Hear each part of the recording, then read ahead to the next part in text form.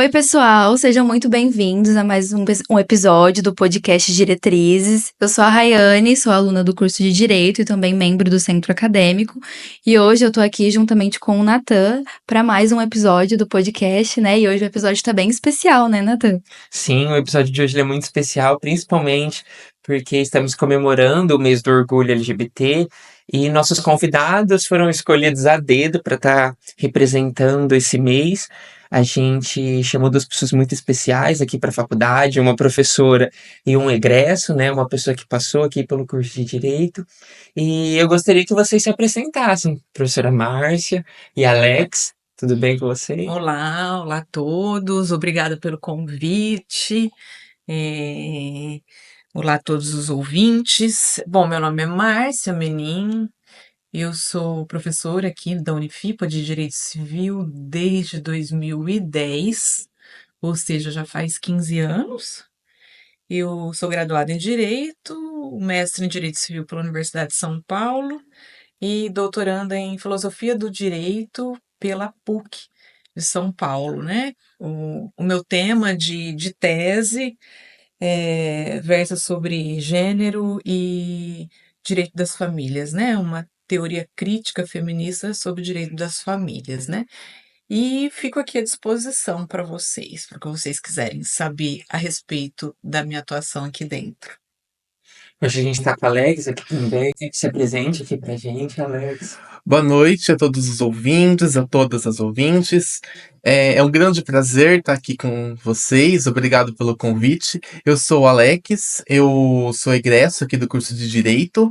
Eu participo do projeto de extensão Direito e Sexualidade desde o terceiro ano, do meu terceiro ano. Já faz aí, acho que uns 4 anos, então, que eu já estou nesse projeto. Eu também sou formado em Relações Internacionais pela Unesp Franca e sou pós-graduado em Direitos Humanos e Cidadania Global pela FAVEN. Muito legal estar com vocês aqui hoje. A gente chamou vocês justamente em razão do projeto de extensão Direito e Sexualidade, né, coordenado e desenvolvido pela professora. E a gente gostaria de saber, professora, iniciando assim a nossa conversa, o que que motivou a professora a fazer, em que ano que ele foi desenvolvido esse projeto, quais foram as suas motivações para iniciar, né? E considerando que um projeto de extensão a gente leva o que é desenvolvido dentro da universidade para a comunidade civil, né? Por que que a professora achou importante desenvolver um projeto sobre esse tema? O que você nos diz? Natan, eu comecei a desenvolver esse projeto em 2018, né? Ele começou bem tímido, porque é um tema bem específico, né? Eu comecei a desenvolvê-lo em 2018 com a intenção de democratizar o conhecimento acerca dos direitos LGBT, mas para comunidade extra-acadêmica, né? E para a comunidade acadêmica também. Se a gente olhar as matrizes curriculares tradicionais dos cursos de direito, a gente vai perceber que pouco se fala sobre a questão de gênero aplicado ao direito, né? Então, a gente, como estudantes, né, tradicionalmente dos cursos de direito, a gente aprende um direito hegemônico, né, que é o direito construído, vamos chamar de maiorias, né? Então, para que a gente possa acessar algumas questões, né, que envolvem minorias historicamente marginalizadas, a gente tem que ter acesso a elas e acesso ao conhecimento sobre cada uma delas, para que a gente não reproduza, enquanto estudante de direito, principalmente, o senso comum, né? Então, a minha intenção era essa, né, no início. E esse projeto foi se estendendo na época da pandemia. Eu lembro que a gente fez o primeiro ciclo de palestras sobre direito e sexualidade. Eu lembro que não podia fazer nada no que diz respeito à ação comunitária, ação extensionista, porque estava tudo fechado. A gente estava na época de pandemia de Covid, né? Aí foi quando eu pensei, bom, vou fazer um ciclo de palestras. Vou chamar algumas pessoas para a gente fazer um ciclo de palestras online. E assim foi, né? Então a gente já teve, o ano passado foi o quinto ciclo de palestras. Se tudo der certo, esse ano nós vamos ter o sexto, né? Então a gente já teve pessoas bastante importantes aqui, né? Dentro do estudo de gênero, né? Mariana Serrano, Renan Quinalha, nós temos Pauliotti, então, várias pessoas, professor Álvaro de Azevedo, então, assim, muitas pessoas importantes no que diz respeito ao estudo dos direitos humanos, notadamente aplicado ao gênero, né, aos estudos de gênero. Sim, muito bacana, né? A professora comentou do professor Álvaro, né? Que ele disciplina a matéria de direito antidiscriminatório. E acho muito bacana que o projeto de extensão, ao meu ver, exerce, de certa forma, esse papel de uma disciplina de direito antidiscriminatório. Apesar de não ser uma disciplina, né, obrigatória, que faça parte da grade, o projeto de extensão ofertado aos alunos possibilita que eles tenham Uhum. acesso a essa modalidade de direito antidiscriminatório, mais voltada a questões de gênero, a questões de sexualidade, Sim. e é muito bacana, né? E aí eu gostaria de ouvir um pouco do Alex, assim, quando ele entrou, o que que motivou ele a entrar nesse projeto, se foi uma questão de identificação, o que que você diz pra gente sobre o projeto, suas impressões no início, quando você entrou e agora, sobre o desenvolvimento dele? Olha, quando eu entrei no projeto, ele já tinha aí uma projeção grande na faculdade. Ele já era bem notório, por conta dos ciclos de palestra e tudo mais. E eu me interessei bastante pelo tema, pela minha área de atuação também, no que eu fazia a minha pós-graduação de Direitos Humanos. E a questão da sexualidade sempre vai me atrair, porque como eu também faço parte da sigla, então eu sempre vou buscar conhecimento sobre isso, porque trata não apenas de mim, mas de todos os meus semelhantes, né?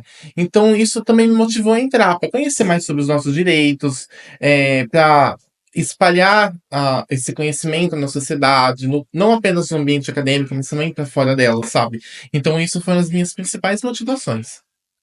E essa é a sua segunda graduação, né? Você também já tinha se formado na Unesp em Relações Internacionais. E como que era em relação ao direito antidiscriminatório, até mesmo com as questões, assim, tinha algum projeto que era voltado para os estudos da comunidade LGBT também, pela defesa dos direitos da comunidade LGBT também?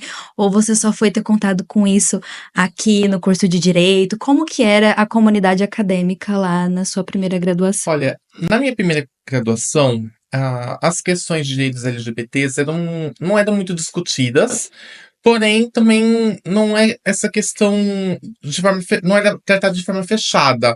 Existiam murais na faculdade, pichações, existia assim. A presença de LGBTs na faculdade, isso não tem como ser negado, mas não é discutido a nível institucional. Então, por exemplo, enquanto eu estive lá, entre 2014 e 2017, não tinha um projeto que se alinhava à pauta LGBT. Mas o corpo acadêmico era. Os LGBTs do corpo acadêmico, eles eram, sim, muito proativos e o próprio corpo acadêmico. O centro acadêmico em si, todos eles faziam projetos que não eram institucionais, mas que eram feitos pelos alunos para os alunos. Aqui, o grupo de sexualidade, ele é institucional, ele é vinculado à faculdade. A gente tem a possibilidade de aprender de forma acadêmica, né, com leituras, com discussões, com palestrantes, o que não era possível lá. Mas isso não quer dizer que o ambiente lá não era um ambiente, como eu posso dizer, LGBT friendly, sabe? Era bem acessível a todo mundo, por ser uma universidade estadual, né? Então, nesse aspecto, eu até encontrei aqui, nessa faculdade, na Unifipa, um pouco mais fechado do que era na Unesp. Porém, com a abertura do grupo de pesquisa, da extensão, e tudo que se tem desenvolvido ao longo dos tempos, eu percebi que já está equiparado. Eu percebi que as questões que foram discutidas aqui, que foi levada para o ambiente acadêmico pelo nosso grupo, foram muito pertinentes e abriu bastante espaço de discussão. Hoje os alunos podem discutir abertamente, como a gente está fazendo agora, sabe? Então eu percebi essa diferença. Pode. Muito legal, né? Um projeto. Eu acho que ele é primoroso, assim, em fornecer esse prestígio à comunidade, né? Aos debates, porque além de toda uma comunidade, é todo um centro de pautas, um centro de discussões, de teorias, e é muito importante que a gente que a gente faça essas discussões, né? A gente tem noção que os estudos de gênero e de sexualidade, né, eles se desenvolvem na universidade e muitas vezes acaba, em alguns casos, ficando restrito lá, né? E é muito importante o papel de nós, acadêmicos, de você, da professora, de você enquanto aluno, que fazem parte do projeto, justamente trazer isso de volta, né? Agarrar isso e trazer para a comunidade. E aí eu gostaria de ouvir da professora, como que era quando você fez a graduação de Direito, né? Em que ano que foi? Porque a gente fala muito de inclusão, e aí eu gostaria de saber se na sua época você tinha colegas, se você encontrava com pessoas que eram da comunidade LGBT, ou se na época era ainda muito pouco, ou o que você encontrou assim na sua época de graduação em relação a essas questões dos direitos LGBT e dessa comunidade? Bom, na minha época eu me formei, colei grau em janeiro de 99, né? Então eu fiz graduação na década de 90, né? Então não tinha qualquer, no que diz respeito à, à academia, né? No que diz respeito à faculdade, não havia naquela época qualquer discussão sobre gênero, né? Não havia qualquer discussão sobre direito LGBT, imagina. E as pessoas LGBTs que lá estavam, né? E estudavam comigo na época, eram pessoas que eram bastante discriminadas, né? Então, era aquele menino que era homossexual e que só ficava com meninas, né? Durante o intervalo, porque os meninos não o aceitavam, né? Era bem aquela figura típica, estereotipada de discriminação mesmo, né? Então, não havia qualquer pauta é, referente a LGBT, né? Sendo que os LGBTs eram apenas um alívio cômico nas novelas e nos seriados e nos filmes, né? É, muito menos, conforme eu disse, repito, discussão acadêmica, né? A discussão acadêmica é extremamente importante, eu digo, e sair democratizar o conhecimento, sair dos muros da faculdade também é muito importante. E isso existe somente há algum tempo. Não faz muito tempo que a gente tem discussão sobre gênero dentro dos bancos da faculdade, né? É, por exemplo, a gente tem uma disciplina aqui, né? Extensão interdisciplinar, né? Eu ministro a extensão interdisciplinar número 4, né? Que é sobre minorias e vulnerabilidades. No caso, eu ministro sobre o direito das mulheres, né? Então, assim, a gente consegue perceber o quanto que o direito ainda é bastante patriarcal, né? Machista, misógino, etc. E a Unifipa nos dá uma, vamos dizer, uma possibilidade para nós docentes e professores, isso não ocorre em todas as faculdades do interior de São Paulo, por exemplo, de ter uma disciplina voltada para minorias e vulnerabilidades, voltada sobre gênero, para mostrar para os discentes o quanto que a aplicação do direito ao caso concreto sempre foi sob a perspectiva hegemônica patriarcal, né? Então, o estudo de gênero, por exemplo, da teoria crítica sobre gênero, da teoria feminista do direito, faz com que a gente passe a entender até mesmo a adoção obrigatória do que a gente chama hoje de protocolo com julgamento para julgamento com perspectiva de gênero, né? Que é a resolução 493 de 2023 do CNJ, ela é obrigatória. E ela só passa a ser obrigatória, né, por conta, no caso, né, de várias práticas misóginas e sexistas praticadas pelo Poder Judiciário, por exemplo, quando há revitimização de uma mulher pelo próprio Poder Judiciário. Então, enfim, por que eu estou falando tudo isso? O espaço que a Unifipa nos dá enquanto docentes para discutir algo tão delicado é extremamente valioso, tendo em vista que praticamente, assim, vamos dizer, pouquíssimas faculdades têm uma disciplina apenas sobre gênero, né? Então, isso envolve direito das mulheres, isso envolve LGBTs e afim. Então, assim, hoje a gente, respondendo sua pergunta, a gente caminhou muito, no que diz respeito à minha época, né? Exatamente. É muito importante, eu acredito, a gente ter essas matérias, não só extracurriculares, como, por exemplo, é o caso do projeto de extensão, mas também nas matérias aplicadas ao curso, porque é exatamente o que a professora falou. Eu também acredito que ainda o direito tem uma postura que é extremamente conservadora, e quando a gente estuda o direito também, ele acaba sendo estudado e ensinado muitas vezes de uma forma muito conservadora ainda. E não é só aprender o direito, não é só ter leis ali que instituam medidas que protejam, né, essa população vulnerabilizada. A lei também precisa ser aplicada de uma forma que essas pessoas sejam enxergadas, né, sejam vistas aos olhos dela, porque você continua aplicando a lei com uma mente, uma cultura muito patriarcal, muito machista, muito misógina. Então é muito importante que a gente tenha esse tipo de conteúdo e que o estudo também do direito seja aplicado com essa teoria crítica, né? E quando a professora fala, por exemplo, da matéria de extensão e até mesmo do projeto de extensão, você consegue perceber, assim, quando os alunos falam com você dessa matéria, essa diferença de aprendizado, assim, que isso tem surtido realmente efeitos. E também o que eu gostaria que você falasse é se no projeto de extensão só alunos que fazem parte da comunidade procuram um projeto para fazer parte, ou também você percebe que também tem alunos que não fazem e já estão interessados em fazer parte do projeto, em difundir esse conteúdo para a comunidade, né? Como que você, como docente, consegue enxergar isso dos alunos? É, Via de regra, os alunos que procuram e se inscrevem para fazer o projeto de extensão de direito e sexualidade, eles fazem parte da comunidade LGBTIA+, né? Mas nem todos.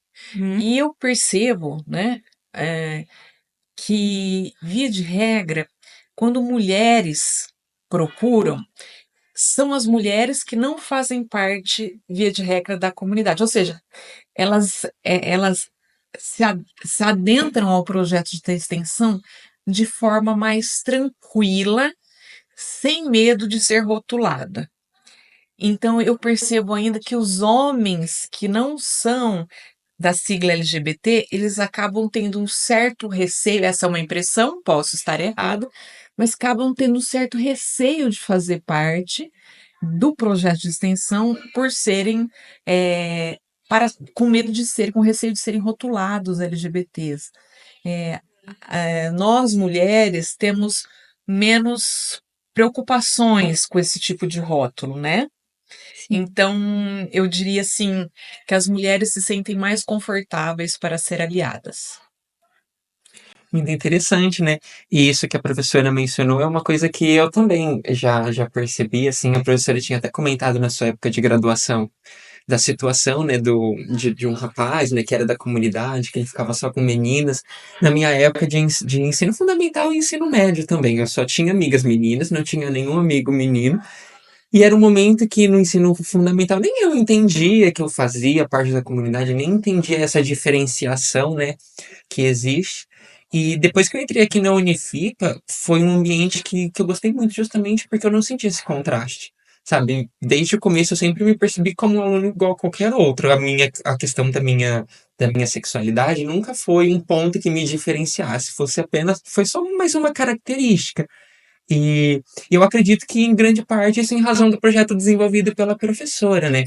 Apesar de, né, que nem a professora comentou, não, mas majoritariamente dos ingressantes são pessoas da comunidade ou mulheres que não são, apesar disso, pela simples presença do projeto já é uma forma de se posicionar, de se fazer presente, de mostrar que as questões dos direitos LGBTs devem ser vislumbradas, que merecem ocupar um espaço aqui dentro da universidade. Eu acho isso muito bacana. E eu gostaria de ouvir do Alex como foi para ele, assim, o ambiente aqui estudantil da Unifip em relação a essas questões. Olha, eu achei o ambiente bem acolhedor. Não tive nenhum problema em relação a, a nada. quando que eu cheguei aqui, e em toda a minha trajetória, eu sempre achei que o ambiente em si não tinha aquela homofobia intrínseca que normalmente nós, quando crescemos, sentimos em nossas escolas, no fundamental, no ensino médio. Eu não percebi isso aqui. Também tem uma questão que eu sou muito bem resolvido, eu sei me impor, eu sei colocar limites. Eu acho que o LGBT, quando ele vai crescendo, ele vai se amadurecendo, ele vai sabendo se proteger. Hoje, eu tenho certeza que eu não consigo me ver sendo alvo de homofobia sem, por exemplo, me defender. Coisa que no passado talvez não fosse dessa forma.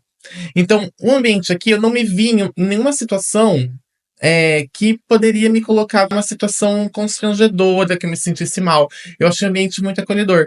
E em relação ao que a Márcia comentou sobre os homens heterossexuais não adentrarem o grupo de direito e sexualidade, eu acho isso curioso, porque quando se trata de direitos, muitas vezes o advogado ele tem que defender direitos que talvez não faça parte dele. Um homem pode defender alguém que vai.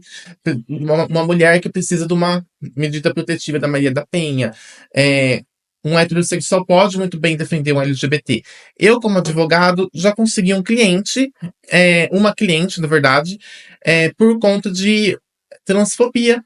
Vamos entrar com uma ação por danos morais, por transfobia. E isso é uma coisa que todo advogado tem essa possibilidade.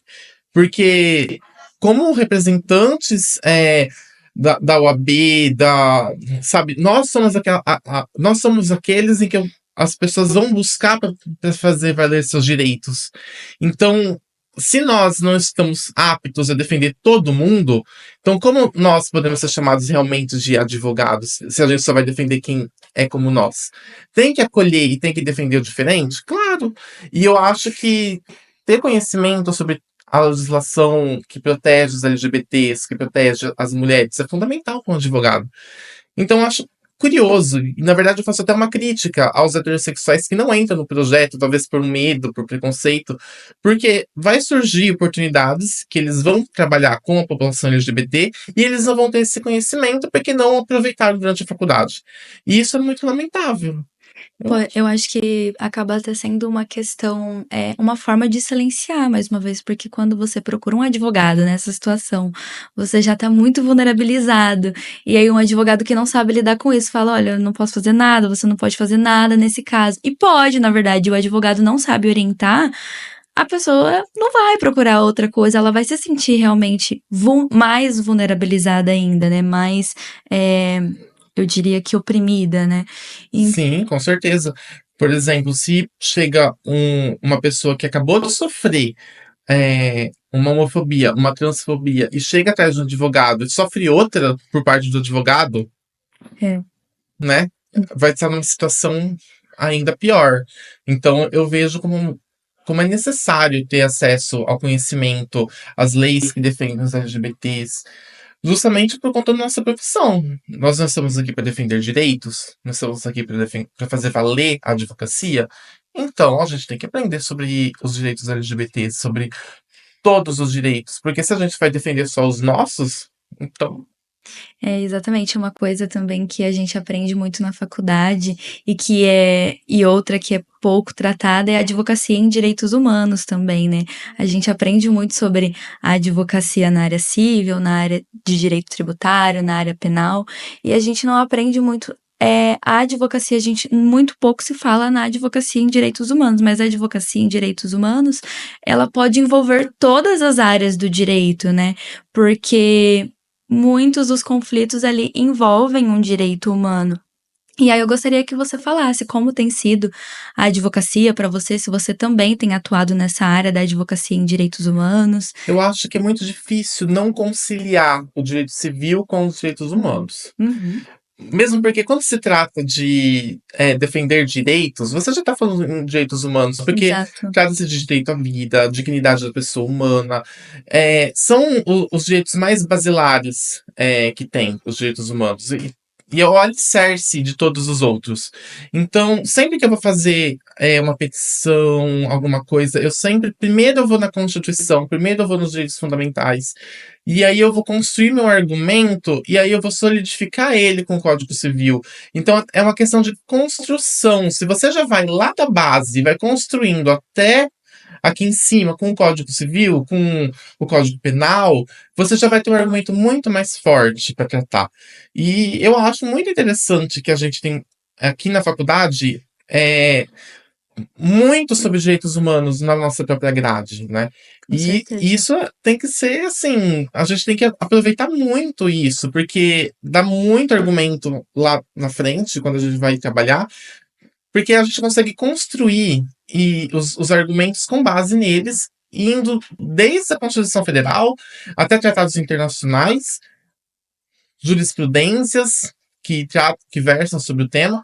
Então, é importante e é muito recomendável que os alunos tenham esse tipo de conhecimento. Com certeza. É uma dádiva a gente ter os direitos humanos, essa grade que abrange muito os direitos humanos. A gente tem direitos humanos 1 e 2 na nossa grade, e muitas faculdades daqui da região e também que são de fora não têm os direitos humanos dessa forma na grade, né? Então isso é muito importante. E eu acredito, como estudante de direito, que estou no 5º ano, e com tudo que eu aprendi, eu acredito que não pode fazer.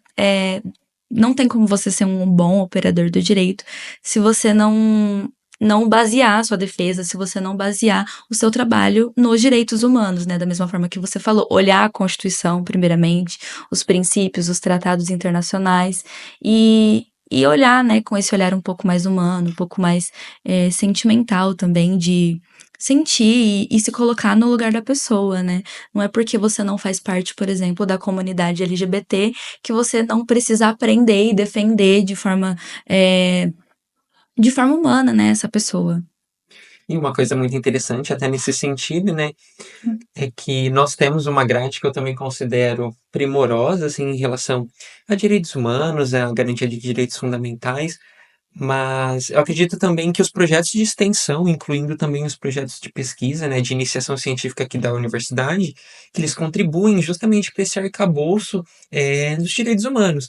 Todos os projetos de extensão e todos os projetos de pesquisa também, de iniciação aqui da universidade, eles são extremamente críticos de assuntos extremamente antenados, de coisas recentes, contemporâneas, discussões contemporâneas.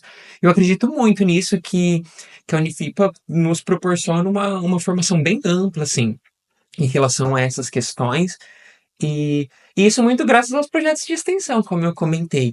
Então, é muito legal também que a professora tenha essa atitude, né? Porque tem aquela famosa frase que o aluno faz a universidade, né?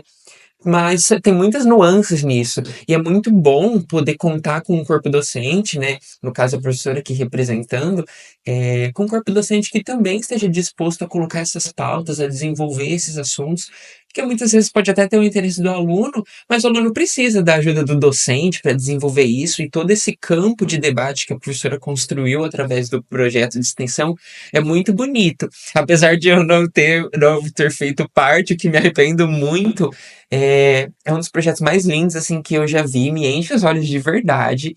É uma ação de ativismo primorosa aqui no município de Catanduva, e tenho certeza afirmo com toda certeza que o projeto de extensão está na frente assim da promoção de direitos humanos aqui no município de Catanduva, e acredito que só tem a crescer.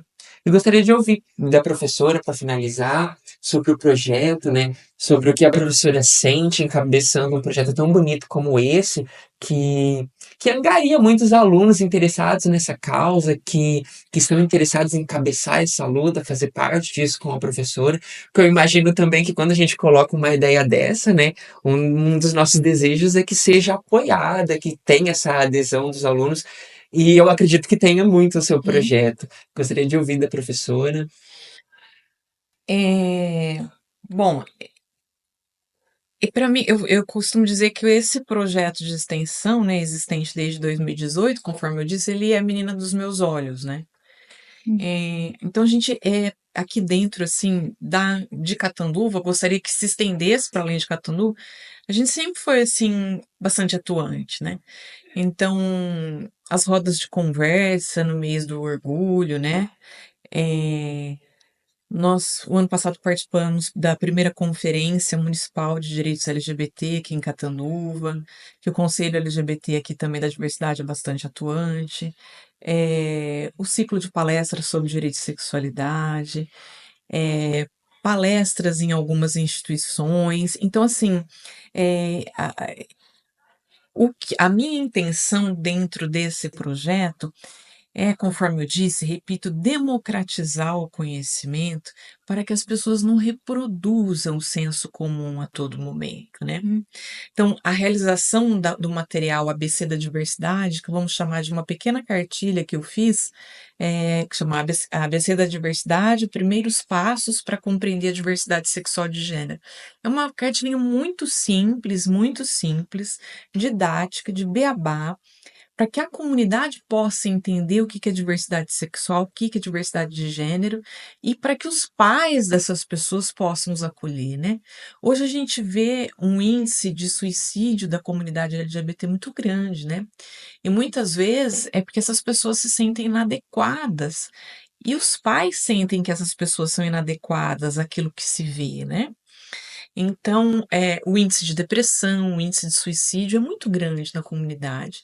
Eu queria chegar também até os pais dessas pessoas, se eu pudesse, né? Através dessa cartilinha que tem vários depoimentos de pais também, para dizer, olha, é uma forma de ser, é uma forma de viver, é uma forma de enxergar o mundo, é uma forma de enxergar a si próprio.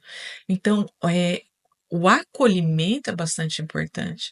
E é muito importante que as pessoas, os colegas de classe, os colegas do trabalho, não levem tanto em consideração, né, o gênero, a sexualidade da pessoa, porque isso é uma forma de ser, né? É só mais uma forma de ser, né? Então, tratar as coisas com a naturalidade que elas têm. Porque, na verdade, tudo é cultural, né? Então, se a gente pensar antes de Cristo, não tinha um nome homossexual, né? Não tinha um nome lésbica. Isso foi depois de Cristo, né? Então, a gente passou a dar nomes e considerar aquilo que era heterossexual como uma norma. Então, conforme a última palestra que eu vi da Rita Von Hunt, ela diz: não existe aquilo que é normal, existe a norma. Né? Então, a norma é ser heterossexual, mas não que seja normal. É a norma sobre a qual a sociedade foi construída. E quem sai da norma é marginalizado. Se você é marginalizado, você é excluído. Se você é excluído, você vai ter, obviamente, uma possibilidade de depressão e dentre outros transtornos mentais e, consequentemente, suicídio. Então, a homofobia, a LGBTfobia mata de todas as formas, de uma forma direta ou de uma forma indireta. O pai que não acolhe, o pai e a mãe que não acolhe e o parente que não acolhe, ele mata de forma indireta, né? Então, o que eu queria é que isso chegasse a toda a sociedade. O acolhimento àquilo que é diverso, que aquilo que é diverso é o mais bonito, né? Sim, é muito importante, né?